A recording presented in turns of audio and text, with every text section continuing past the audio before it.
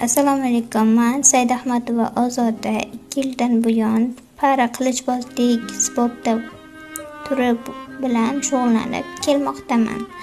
Ushbu vaqt davomida viloyat, shahar hamda respublika miqyosida bo'lib o'tgan musobaqalarda sovrinli o'rinlarni qo'lga kiritdim.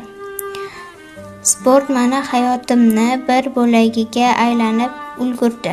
Men buning uchun katta ustozimiz Alimardon aka Havasga hamda hozirgi kunda biz bilan ishlayotgan Havas Nizomiddin akaga o'z minnatdorchiligimni bildiraman.